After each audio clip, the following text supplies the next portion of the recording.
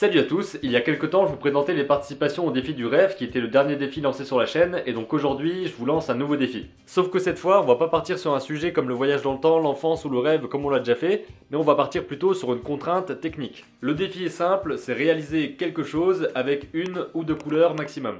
On s'affole pas, je vais vous expliquer un peu plus. Les précédents défis avaient pour objectif de développer un petit peu l'imagination, la créativité et la façon dont on raconte une histoire particulière dans une image ou une animation, alors qu'ici le but c'est de s'améliorer au niveau de la technique avec la couleur et donc forcément la lumière. Utiliser une ou deux couleurs dans une image, ça veut pas dire prendre ce bleu et prendre ce rouge et faire uniquement avec ces deux nuances là. Il faut bien se dire aussi qu'une couleur ça se définit par son intensité, sa saturation, sa valeur, etc. Ce qui veut dire que vous pouvez prendre ce bleu comme base pour votre image et ensuite le dériver de différentes manières avec la saturation, les différents réglages pour arriver à plein de teintes de bleu différentes et créer une image qui soit cohérente au niveau de la luminosité et au niveau aussi de l'attention que vous allez porter à vos objets, à vos éléments. Puisque la lumière, la couleur, l'intensité va jouer aussi avec la composition pour permettre de guider le regard là où vous voulez qu'il soit guidé. Je rentre pas dans les détails techniques parce que je m'y connais pas encore assez et justement c'est pour ça que je veux participer. Pour une fois je vous laisse pas tout seul avec le thème, je m'y colle aussi. Encore une fois il n'y a pas de contrainte au niveau du thème, de l'enjeu abordé, de l'idée que vous allez traiter, vous allez simplement utiliser deux couleurs maximum avec tous les dégradés possibles, toutes les nuances,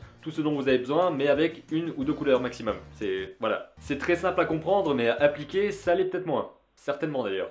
Il s'agit aussi d'apprendre à utiliser la lumière, la couleur, donc il faut forcément des ressources, des tutoriels, des liens, des vidéos qui nous servent à apprendre tout ça. Et c'est justement pour ça que ce défi commun est intéressant. Il va falloir chercher, se documenter, tester pour apprendre plein de choses sur ces thèmes-là, ou plutôt sur ces techniques-là. Et j'aimerais surtout qu'il y ait plus d'interaction entre nous pendant ce défi, qu'on puisse se partager les liens des documentations, des livres, des vidéos qui sont intéressantes à regarder. Je vais commencer en vous disant que dans la description, il y a un lien vers une vidéo de Andrew Price qui s'appelle Understanding Color.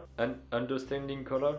J'ai toujours l'air con en fait quand je parle anglais devant une caméra, c'est bizarre. Peut-être parce que j'ai un accent pourri, je sais pas. C'est une vidéo qui dure 23 minutes, qui est en anglais évidemment, parce que sinon j'aurais pas pris cet accent magnifique. Et justement, ça parle de lumière, de couleur et de comment c'est utilisé dans différents exemples. C'est assez simple à comprendre et c'est justement hyper fondamental de comprendre ça. Donc je pense que c'est une bonne base et vous pourrez trouver plein d'autres choses que vous partagerez ici pour qu'on puisse tous apprendre. Si je trouve d'autres ressources d'ici à ce que la vidéo sorte, il y aura évidemment les liens aussi. Maintenant que vous savez tout ça, il ne me reste plus qu'à vous dire comment participer au défi. Donc vous avez jusqu'au 28 février, je crois que c'est un mardi, quelque chose comme ça. Donc ça vous laisse un peu plus d'un mois pour faire toutes ces choses et apprendre tout ça et surtout produire quelque chose. C'est pas forcément une illustration ou une image, parce que personnellement je pense que je ferais ça, je ferais une illustration certainement sur ma tablette, enfin en digital quoi.